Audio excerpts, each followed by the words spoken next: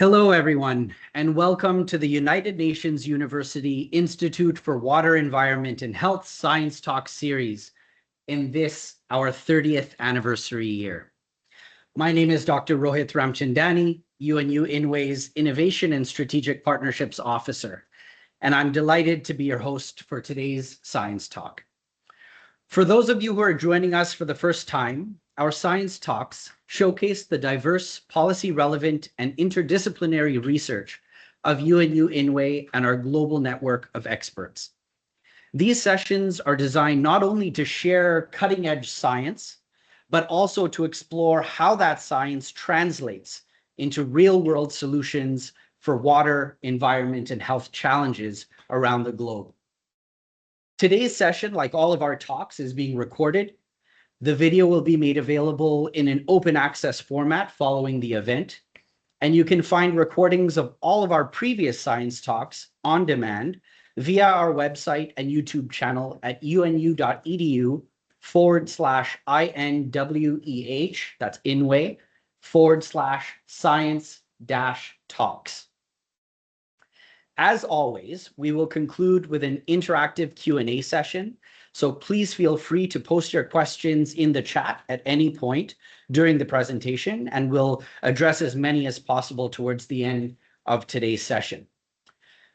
So today's science talk is entitled Water Innovation Sharing as Peace Building: How Water Supply Options Can Contribute to Climate Resilience and Reduce Transboundary Conflict. And it is my great pleasure to introduce today's speaker, Professor David Feldman. At UNU-INWEH, Dr. Feldman serves as Adjunct Professor of Transboundary Water Cooperation and Policy. His work focuses on the intersections of governance, public trust, technology, and water management, with particular emphasis on climate change, drought, and flood management, as well as institutional reform. He has advanced the use of conflict databases and simulation exercises to support trust building and durable agreements in transboundary water contexts. Over his career, he has led projects on PFAS contamination, urban wastewater policy, water reuse, rainwater harvesting, and science diplomacy, while highlighting the role of risk communication in responding to water-related hazards. He is a professor emeritus at the University of California, Irvine, where he directs Water UCI, a research and education center that works with water utilities, foundations, and government agencies on a variety of water problems at the intersection of technology and policy. And he was named also an honorary member of the International Water Resources Association in 2023. Please join me in welcoming Professor David Feldman for today's science talk. Professor Feldman, the floor is yours. Thank you very much for that very nice introduction. It's a great honor to be speaking to you this morning. I want to just quickly acknowledge the assistance of the National Science Foundation in the United States, which supported this research under a program called ExcelNet Peer-to-Peer, which is an effort to create an international network of networks of scholars, diplomats, and decision makers to work on transboundary water issues. As was mentioned in my introduction, I am focused today on water innovations. And by water innovations, I want to define them explicitly in reference to this talk.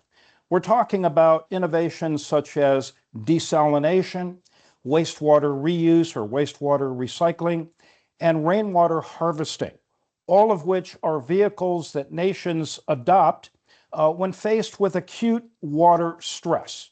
And as we all know, water stress is increasing.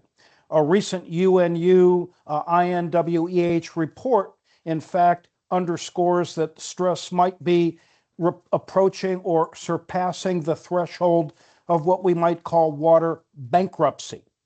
In either case, what is important is that these innovations are being adopted by countries, and they are being adopted with the effort to overcome water shortages, water stress, water bankruptcy. My thesis is that avoiding conflict with neighbors with whom groundwater basins and river basins are shared is perhaps another driver of water innovation adoption, one that has not really been studied very closely. Why would countries that share water resources with one another adopt these innovations? Well, innovation adoption, we believe, may actually alleviate transboundary conflicts. Not in every case, not automatically, as we will see, but when three critical factors are present. First, that the parties that are engaged in transboundary conflict have an overriding confidence in the larger transboundary agreements that enshroud, if you will, the adoption of water innovations. So an innovation itself, as we're going to see, will not alleviate conflict. But if you have a transboundary agreement that is durable and trustworthy and the parties have confidence in, then adoption of innovations and sharing their benefits might help alleviate conflicts. Secondly, it is very important that countries engaged in developing these water innovations are willing to share water data.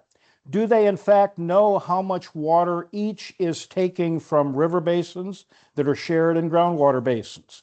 That has to be a starting point before any innovation adoption can take hold and be entrusted with confidence. And a third factor is that countries must be willing to collaborate on mutually beneficial projects. Collaboration might mean co-funding the project. It can also mean sharing the benefits of the project. It might also mean using the innovation as a way of supplementing water data that otherwise would be collected regarding what's available in river basins and in groundwater basins. So, underscore again, innovation adoption alone does not alleviate conflict. Picture at the top right is a typical desalination plant. On the bottom, I've chosen these pictures from Singapore, which is one of the countries I'm going to be focusing on in my talk. And it's a country that is engaged heavily in all three innovations: desalination, wastewater reuse, and rainwater harvesting. Next slide, please. So, two cases that I want to focus on for most of my talk: Israel and Singapore. These countries are notable adopters of freshwater innovations. They have also, quite unsurprisingly, as we know, long been subject to transboundary conflict with neighbors. In Singapore's case, a conflict at a fairly low level of intensity. Israel, often a very high level of intensity of conflict with neighbors. Singapore shares surface water with Malaysia, and you can see this on the map at the top right. Israel, on the other hand, shares both surface and groundwater sources with several neighbors: Palestine, Jordan, and Syria most notably. Singapore employs wastewater reuse very heavily, but mostly to meet industrial demands by the semiconductor industry. The purity of the recycled water is so high that Singapore has chosen to use its recycled water for industry use and rely on rainwater harvesting and desalination for potable public uses. Israel, on the other hand, uses recycled water mostly for agricultural irrigation. Most of its food production is reliant on wastewater reuse. And both countries employ desalination for municipal demand. Rainwater harvesting is extensively used in Singapore due to its much higher rainfall compared to Israel. But Israel also does local rainwater harvesting quite extensively in areas in which there's snowmelt in particular. Next slide, please. So the methodology and theoretical focus of our study begins by a review of global cases, which I undertook over the past couple of years, looking at who adopts these innovations and why they adopt them. And what we found is that a review of global cases found that adoption occurs most often when smaller states with limited access to what we might call internally controlled sources that are highly dependent on shared water sources feel that they're vulnerable to water insecurity. This is a common problem throughout the world. It's a growing problem. Countries that don't have a lot of internal sources and they depend upon shared sources, and their demands are growing, so they feel water insecure. Also, states that are experiencing acute water stress resulting from precarious climatic conditions and our high levels of water demand. This would be especially true among countries that are experiencing rapid population as well as rapid economic growth. This would increase their water demands, and then if this is exacerbated by climate variability, as we know is happening worldwide, that would drive them to innovation adoption. But thirdly, and very importantly, is that states must have the technological innovation capacity, the public and private investment capital, and a skilled workforce able not only to build the infrastructure to develop these three innovations, or any one of them, but also to manage the complex infrastructure involved. And this is why countries like Singapore and Israel, and many other countries that have widely adopted these options, have very high levels of capital investment and a high level of technological innovation. All of these cases, from a theoretical standpoint, affirm what is often called resilience theory. And this is a theory that argues that when you look at climate or other environmental stresses, countries that are able to surmount these stresses, that are able to prevail despite shortages of a vital resource, are able to recover from this stress and are able to surmount it. Innovation capacity, which requires investment capital, technological innovation capacity, and a strong workforce, also has to be wedded to strong public trust and confidence. And this cannot be underscored too strongly. When you look at countries that adopt widely water innovations, the public in those countries also has widespread trust and confidence that they repose in the managers of these innovations. They believe that desalination will be done in an environmentally appropriate manner. They believe that wastewater reuse will be done in such a way as to protect at the highest levels public health and well-being. And they believe that the infrastructure in all cases will be managed in a way that will permit some sort of public oversight and accountability. And the literatures that we've reviewed affirm that this tends to be the case. Next slide, please. So just a quick review about global wastewater reuse and its adoption. Wastewater reuse has definitely been growing worldwide, and it is projected to grow really quite exponentially in the next 2 decades. There are various reasons for this. Most of them come down to the fact that water stress has resulted, whether countries have independent sources of water supply or shared river and groundwater basins, basically that these resources are becoming overtaxed. Groundwater basins are becoming exhausted. River basins are becoming depleted or seen at very low levels of flow because of climate variability. And as a result, reuse of water is a way of sustaining levels of demand by renewing the available supply. And that's really, I think, the fundamental explanation for why this is growing at such a dramatic rate and an exponential rate. The other thing I'll note about this slide is that much of the reuse is for industrial use as well as potable use. This is important because to reuse water for industrial purposes does not require the same level of purity and the same level of technological know-how, so to speak, to refine it for a level that would be usable for public consumption. So it's easier to recycle water at a certain grade for industrial uses than it is for potable reuse. except, of course, for semiconductor industries, which require a very high level of purity. The point being, both industrial uses, potable uses, all uses are growing quite exponentially. So this is something to bear in mind when we talk about wastewater reuse, water stress, and water bankruptcy. Next slide, please. Likewise, global desalination. Some of you are familiar with figures like this. This is a fairly recent figure that documents the growth of global desalination capacity. What's important here is not necessarily the amount of desalination that has actually been adopted, but the best scientific estimates of where desalination capacity is available.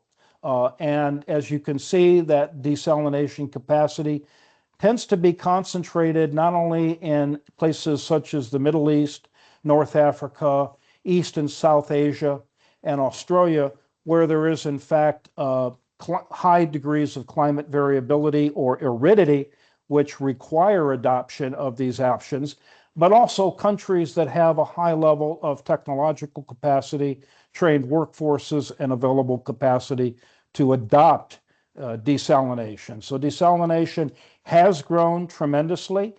It is likely to continue to grow dramatically, particularly in those countries, as illustrated in this map, that have a capacity for growth. Next slide, please. So I want to say a little bit more about the theoretical framework which has guided my research on innovation sharing. And this figure is based on the review of the literature that I have done and my colleagues have helped me in doing to look at where innovations have been adopted, and then most importantly, where innovations have played a role in transboundary conflicts.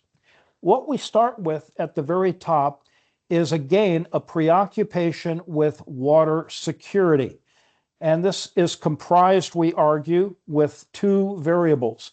One is acute stress caused by water shortages, climate variability, high levels of demand, and the like.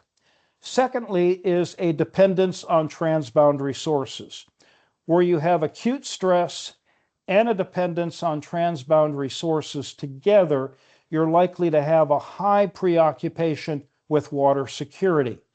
We argue that those two variables in tandem encourage the adoption of water innovation, which leads us to the second box directly below. Innovation adoption is dependent on four variables being present. One, as I argued, is technological prowess.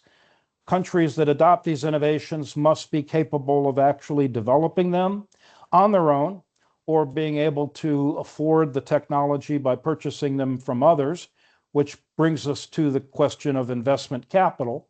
So investment capital is required whether you have the technological prowess in-house or whether you have to import it. So technological prowess and investment capital. Thirdly is the trained workforce, that is, people who are able not only to build the technologies, but to operate them after the vendor has completed the work. And then lastly, but by no means least, public confidence in these innovations. Without public confidence, countries like Singapore, Israel, many of the countries in the Middle East, North Africa, North America, Australia, that have adopted these innovations in large ways would not have been able to do so did they not have high degrees of public confidence, which were cultivated by the vendors and by decision makers in adopting these innovations, making sure that the public understood them, making sure that the public found them acceptable, and making sure that there were means for the public to express its concerns and to have its concerns addressed and, most importantly, mitigated before the adoptions were actually put into place. So taking these two things together, the encouragement of the innovation and the preoccupation with water security, we then come to the level of how innovations can enable dispute alleviation, which is what I'm going to focus the remainder of my talk on.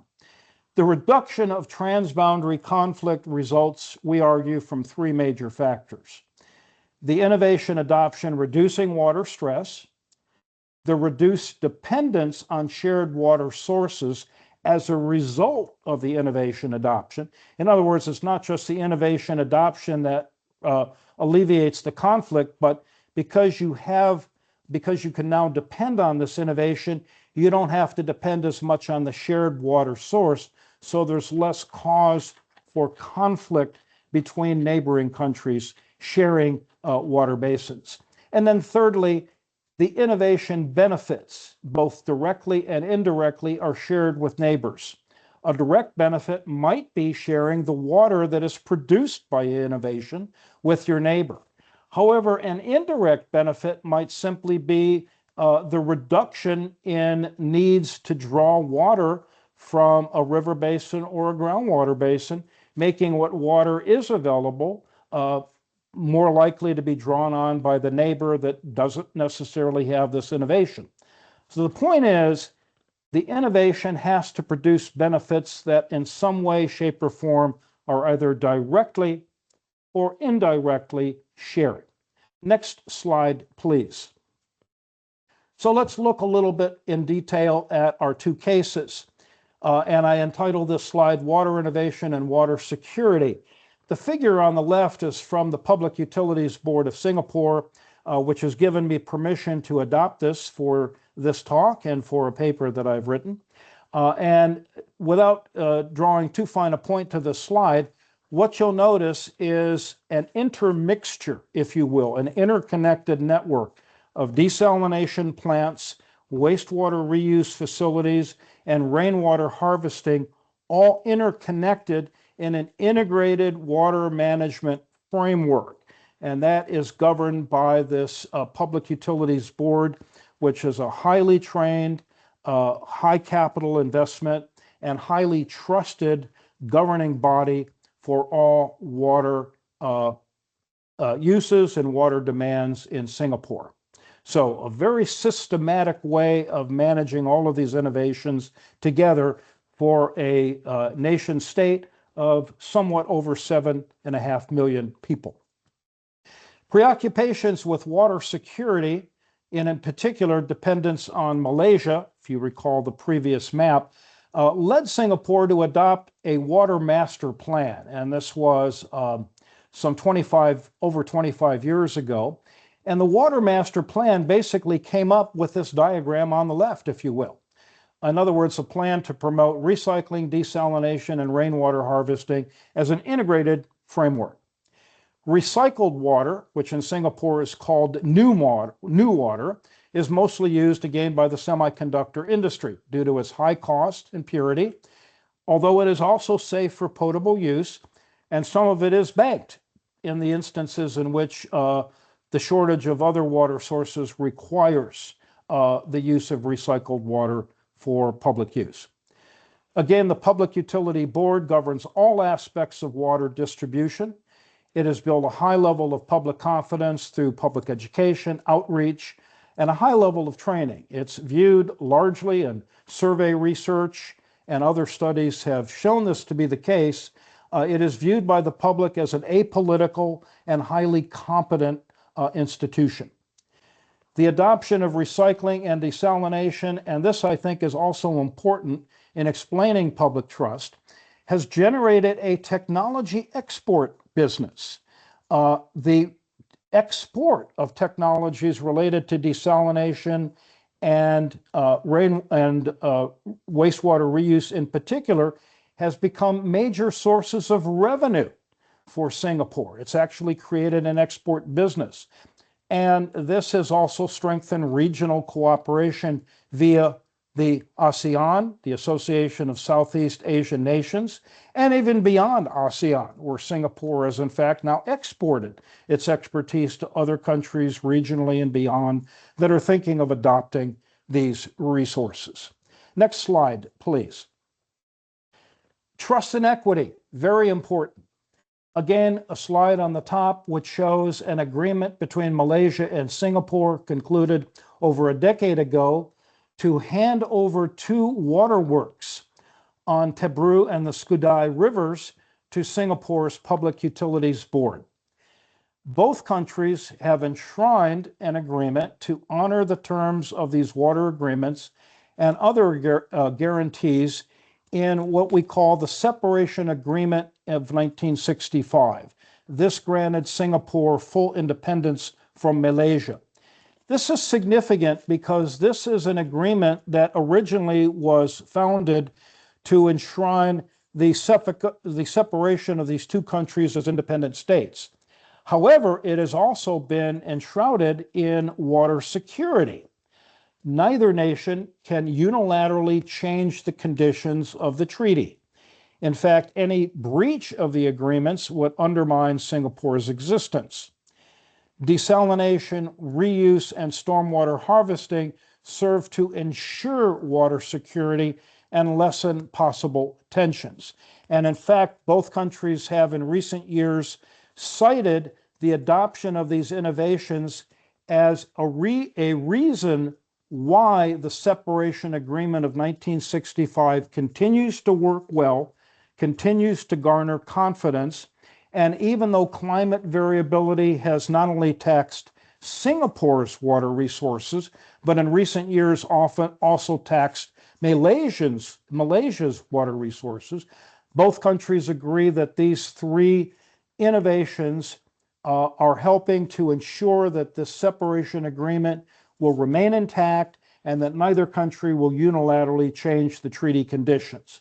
So, in short, we can see these three innovations as not only innovations that provide water supply and that permit benefit sharing, but I would go a step further and argue that they are also contributors to peace building between these two countries. Next slide, please. With water innovation and water security in Israel, we have what would surely be called a dramatic contrast. Israel, like Singapore, has had a preoccupation with water security. At the time of independence, it shared water sources with Palestine, Jordan, and Syria. And as early as the 1970s, this led Israel to adopt large-scale recycling of water, which provides over half of agricultural water in Israel.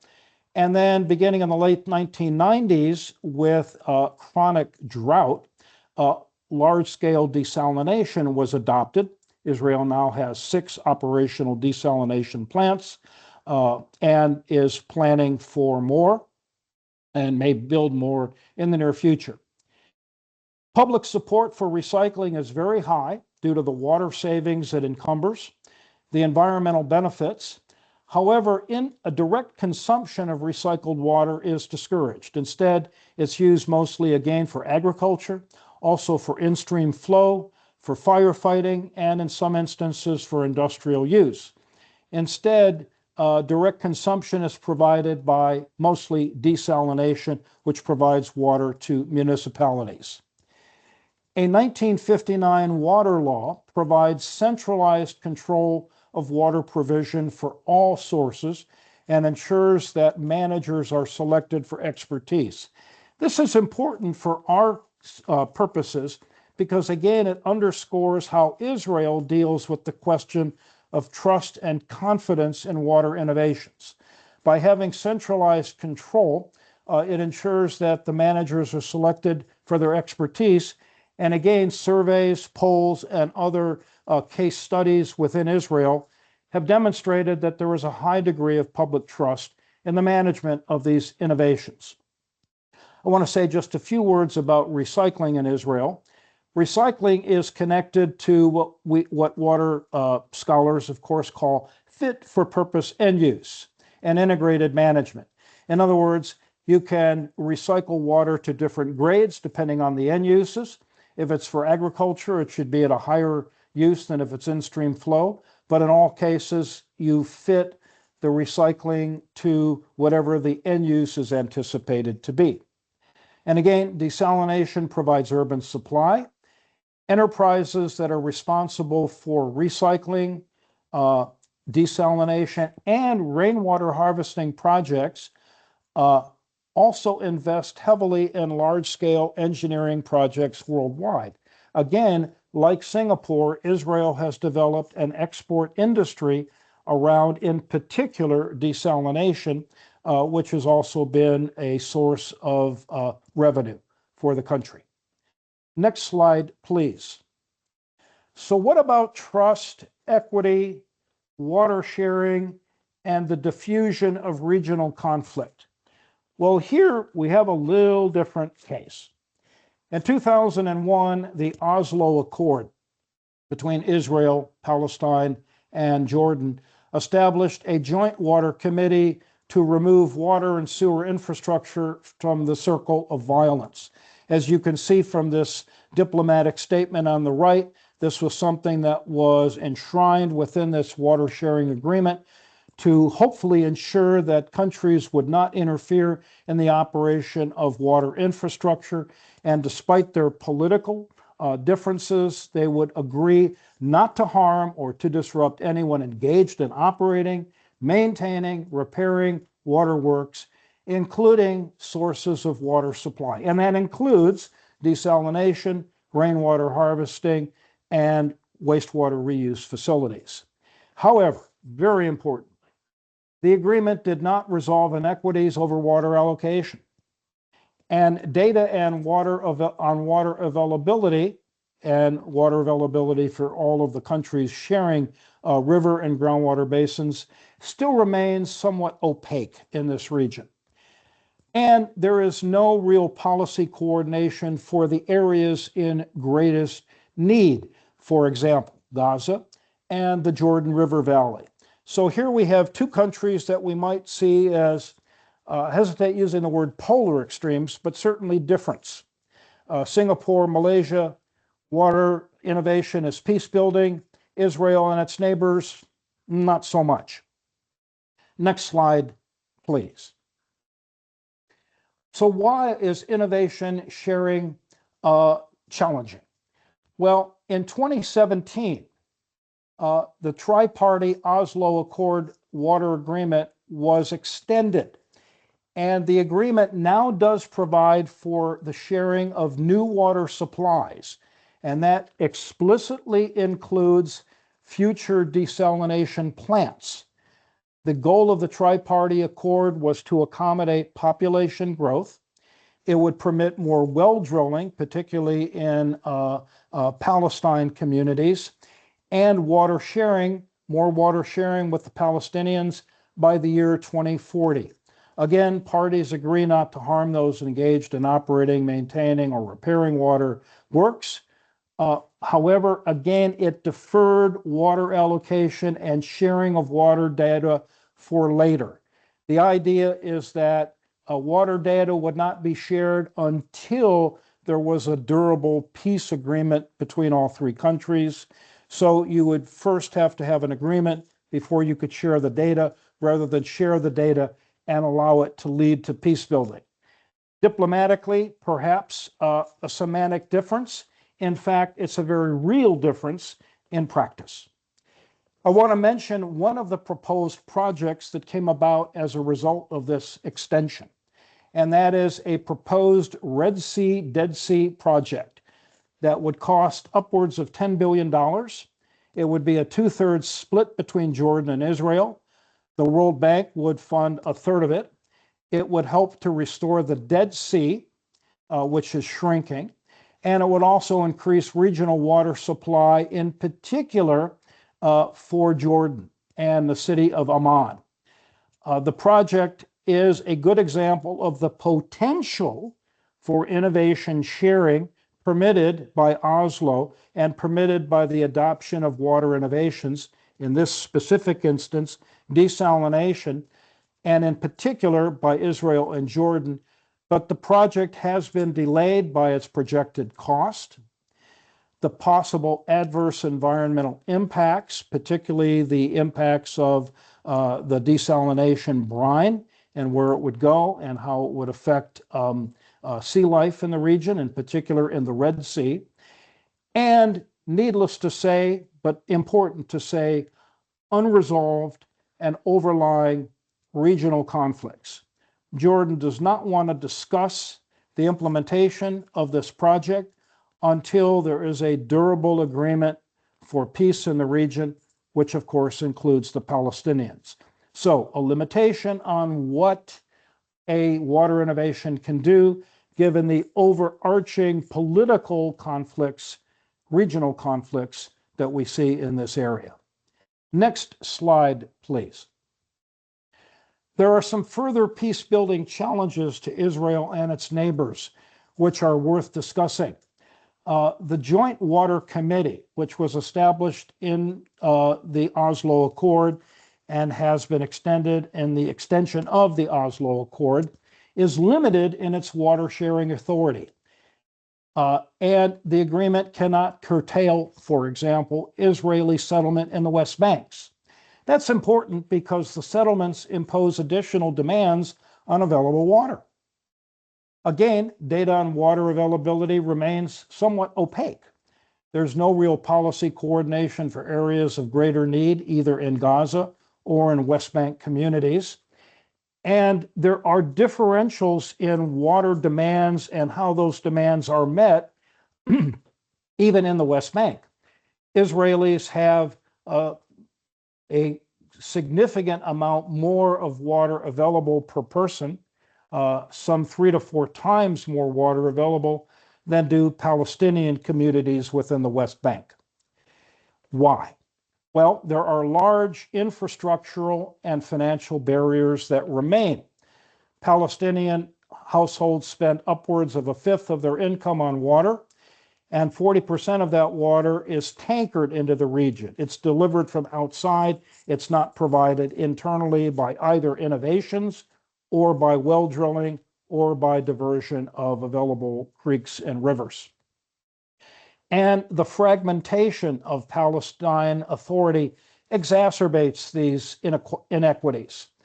Less than 60% of Palestinian permit requests for water treatment projects have been approved versus over 90% of Israeli requests.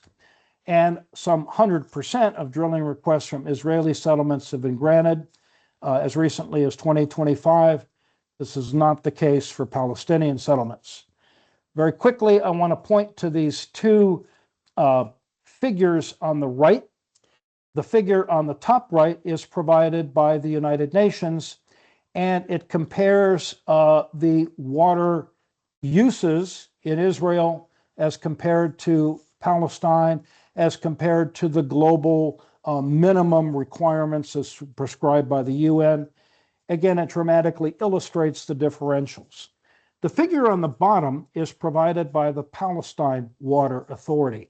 And this is an interesting figure because what it underscores is that water security is dependent not only on innovations like desalination, but also in addressing financial constraints and most of all, addressing issues of water security, data sharing, and peace building. So the linkage of water security with these larger political issues is very much noted and underscored in Palestine reports on peace building challenges with respect to water sharing, including water sharing from water innovations. Next slide, please. This is a slide that, and I can provide this as all of these slides later to everyone that's interested. This came out of a paper I authored simply comparing Israel and Singapore on a variety of the parameters that I've already discussed in my presentation, but goes into some finely detailed points about the differences in their supply innovations and how they are utilized. Basically underscores and amplifies what I have directed and discussed in my presentation. Next slide, please. So, big question. Does water innovation lead to greater cooperation? Simply stated, Singapore and Israel afford some contrasting answers. For Singapore, the 1961 and 62 agreements with Malaysia allowed the former to utilize the entire flow of the Tebrau and Skudai rivers and part of the Johor River if Singapore treated the return flows and also paid land rent on the watersheds. I want to underscore an important point here that's not stated in this bullet. The treated return flows now include return flows that are treated by Singapore's wastewater recycling facilities. So indeed, wastewater recycling is one of the innovations that has permitted these water sharing agreements to be enforced. Disputes have arisen over water pricing and water control. And in fact, at one time before the separation agreement, and even a little bit after the separation agreement between the two countries, Malaysia actually threatened to cut off water access if Singapore's foreign policies didn't accord with the former. This was originally what led Singapore to pursue water alternatives. Basically, the fear that they might not have access to water from Malaysia, and so they developed these water alternatives.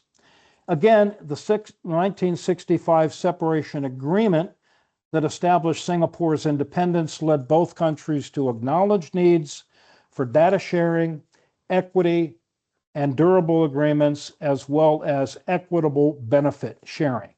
So again, a peace-building agreement that enshrined independence, also enshrined the sharing of water, the transparency of water data sharing, and the equity of the benefits from any innovations that either country or both countries would choose to develop. Next slide, please. So some summary lessons and some generalizability. Do these cases, in fact, actually extend or are they extensible to other areas of the world? So a common factor, for starters, Singapore and Israel's goal in adopting innovations has been and continues to be resilience, obtaining reliable supplies despite climate variability, population growth, and transnational concerns. Both countries have also promoted an export-focused water innovation industry. This enhances the innovation's public acceptability and, needless to say, is a vital national security option in its own right, given the fact that it actually leads to increased export-driven revenues. However, what is important to note about both cases is that they also point to the fact that innovations alone do not ensure regional peace unless three conditions are present. All parties have to feel secure in their share of available water.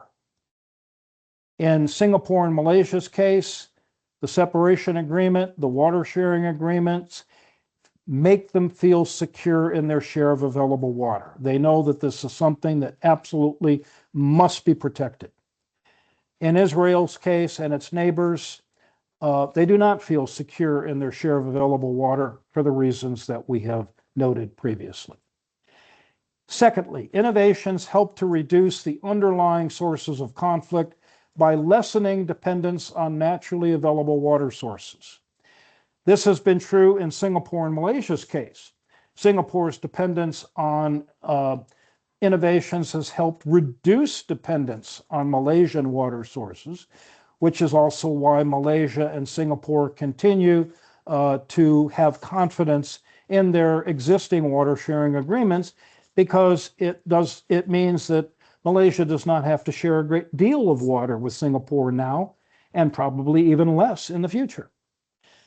With Israel and its neighbors, in particular Palestine and Jordan, clearly not the case. It has not led to a lessening of conflict by lessening dependence on naturally available water sources. And the sharing of these water sources still remains relatively opaque rather than transparent. And thirdly, regional allocation agreements must respect national sovereignty, ensure that relevant data is shared, and allocate water equitably. Singapore and Malaysia have an agreement that respects sovereignty ensures data that is shared and allocates water equitably. Compare that to the Oslo Accord between Israel, Palestine, and Jordan. Is national sovereignty ensured? Obviously, a huge question mark for Palestinians. Is water data shared? It's not being shared in a fully transparent fashion. And claims of water allocation and equity still remain a huge question mark. Next slide, please. So do these cases matter to the rest of the world? Well, while the cases are unique, their distinctiveness does suggest three preconditions that are needed to amicably adopt innovations as at least a partial remedy for addressing transboundary conflicts. At least one party must be economically and technically capable of implementing an alternative. The parties have to see the advantages in a negotiated settlement, and they have to have confidence in the framework under which a settlement is undertaken and agree that a particular innovation is appropriate. And the parties, again, must receive direct benefits from the negotiated settlement, a portion of the new water supply or some form of compensation in exchange for agreeing to the negotiated settlement. Next slide, please. So where might we find efforts at adopting these principles in other agreements? Well, we know that there are multilateral plans and proposals that have been fielded by a number of studies and a number of scholars. It has been suggested, for example, that intervention by a third party, such as the World Bank, can be a funding option for transboundary implementation of water innovations and for regional peace building. Fairly recently, the Policy Center for the New South proposed that the Middle East and North Africa region adopt an integrated renewable energy and desalination project plan at a cost estimated upwards of $500 billion to construct solar-powered desalination plants along the Mediterranean and the Red Seas. The projects would enable water supplies for countries at a high economy of scale. It would enhance large-scale wastewater recycling throughout. It would encourage conjoint water supply planning and allocation sharing among countries, sharing borders. And most importantly, according to this report that was published in 2025, it would also diffuse potential or actual water sharing transboundary conflicts between countries in this region. This proposal still remains, shall we say, in the imaginary stage. That is to say, something that plans are being drawn up for, policies are being advocated, but it has not yet been adopted. Next slide, please.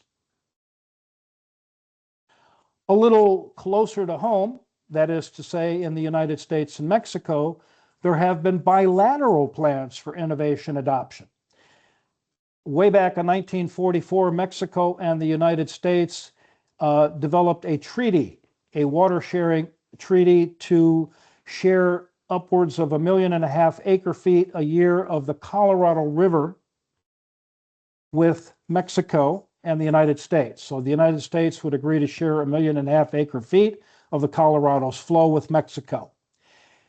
The problem is year-to-year flows on the Colorado are highly variable due to high water demands. These have been increasing in the United States Southwest in recent years in a dramatic way. And in fact, sometimes the Colorado River doesn't even flow to the sea. In 1992, a desalination plant near Yuma, Arizona, was developed by the United States to reduce the salt conflict in return flows and thus make return flows at a high level of regularity possible. This desalination plant has alleviated transboundary tensions between the U.S. and Mexico. Mexico threatened to take the United States to the World Court if, in fact, it did not adhere to this U.S.-Mexico allocation treaty. So this plant might be seen as an example of a mutual benefit accruing from innovations. For Mexico, a higher quality of deliverable water. For the U.S., mitigating friction with a continental partner. So, a small case study that shows there is some promise in innovation, adoption, and peace building elsewhere. Next slide, please. So, I want to conclude by noting a path forward. We need more research, obviously, and in particular, we need more research on whether innovation sharing can be done in such a way that it could bracket out larger political barriers. In other words, can countries have large political barriers to peace building in front of them, but still share innovations? That still remains to be seen. I would argue, given the case studies we examine, remains a huge question mark. What the Singapore Separation Agreement of 1965 has achieved regarding security, trust, and mutual benefits, the Oslo Accord of 1995 and 2017 have not yet achieved between Israel and its neighbors. Sources of transboundary collaboration failures must be better understood if durable solutions are to be found. I would argue that there's much we can learn from failure as much as we can learn from success. And lastly, and I think most importantly, we should focus on factors that enhance parties' confidence in overall transboundary agreements. What conditions are required to make agreements transparent, mutually verifiable, permit open data sharing, and assure equity and allocation? Until those factors are enhanced, it is highly unlikely that water innovations by themselves will lead to any peace building between neighbors sharing water and having potential or actual friction between them. Thank you very much.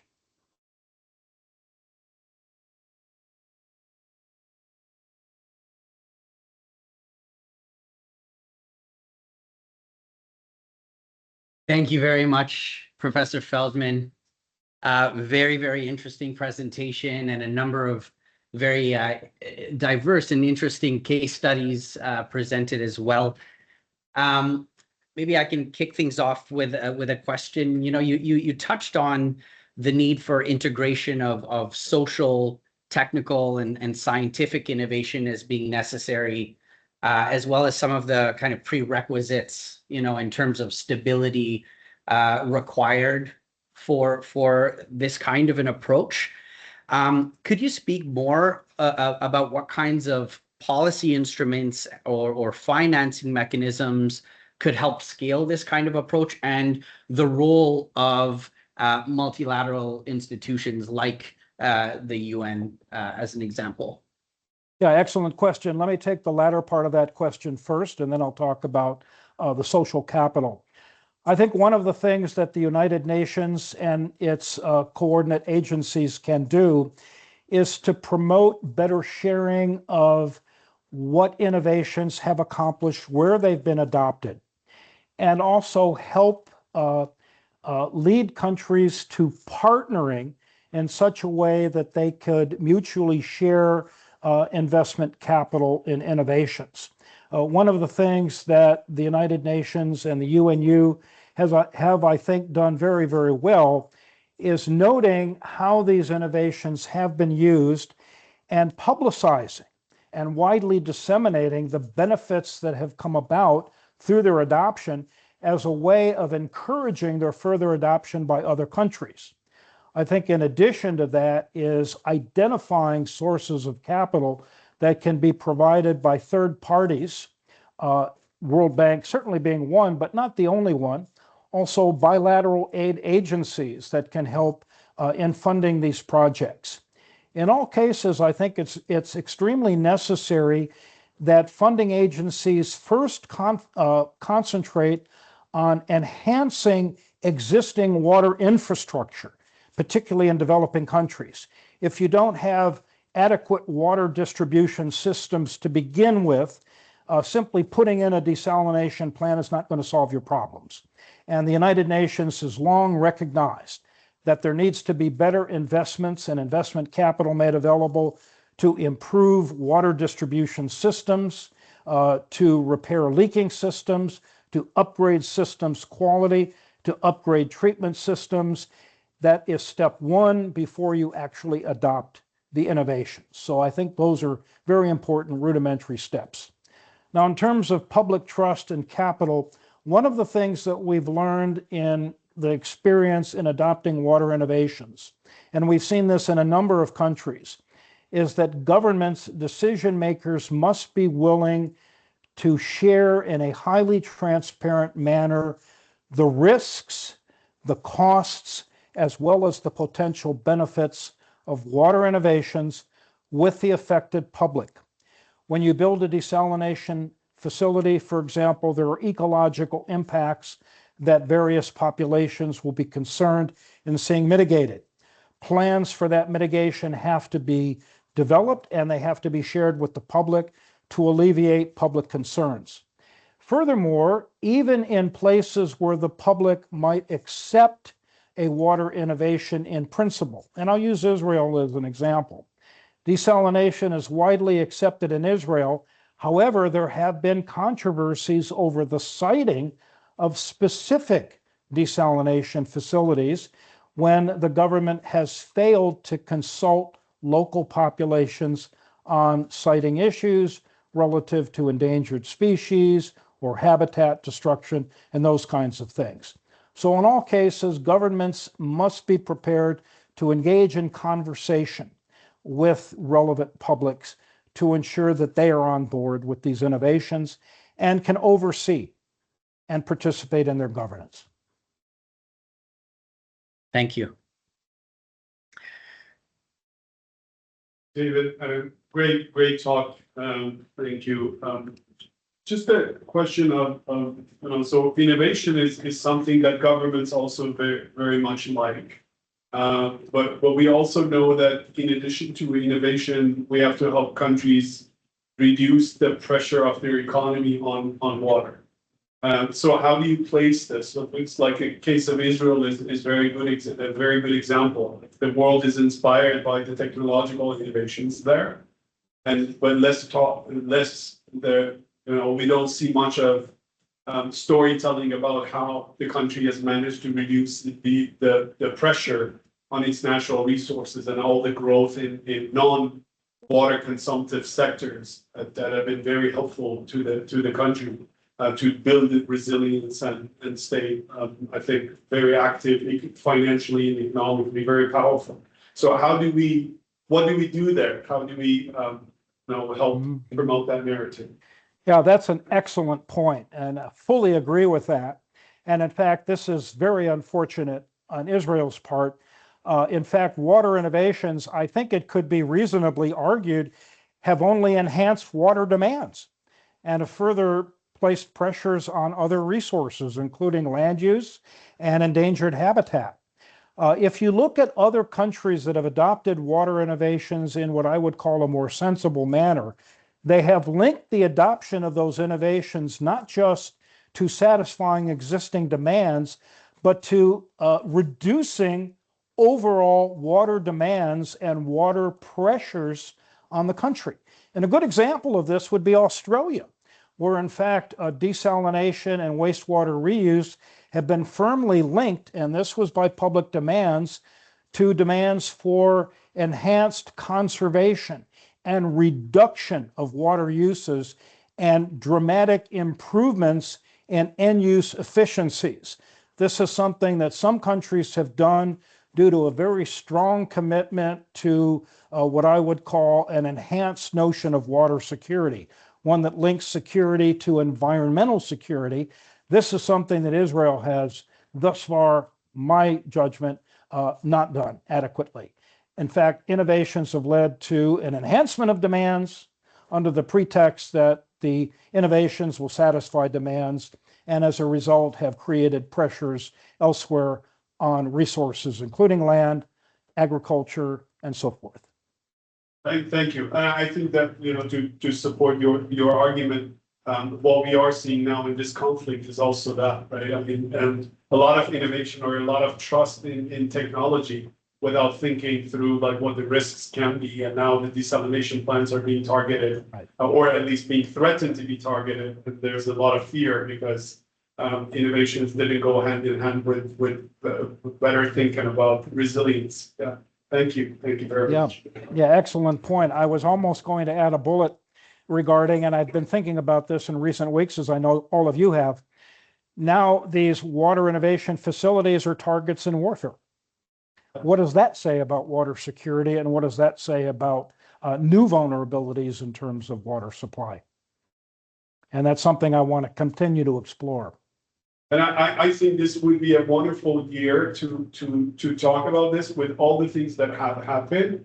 And I think that the general right now, because the member states don't want to get too controversial, selling technology and promoting technological innovation would be the easy solution. And I think that would be promoted through all the negotiations or the ongoing stuff, or I expect something like that would come out of the next UNU-INWEH conference. I think it's a good timing to write about this. I think, we can discuss with you also about writing possibly for the Nature Water a commentary on this particular point, that innovation would be necessary but not sufficient. And I think there are many good lessons to learn, but there are major caveats to also worry about. Thank you very much. No, thank you very much. I definitely embrace that and am eager to explore that, and I do want to write on that issue. Your help would be enormously useful. Perfect. Well, Professor Feldman, we'll be in touch on that. And thank you very much for your wonderful presentation and your time. Thank you, everyone, for joining us today. And we look forward to seeing you next time at our UNU-INWEH Science Talk.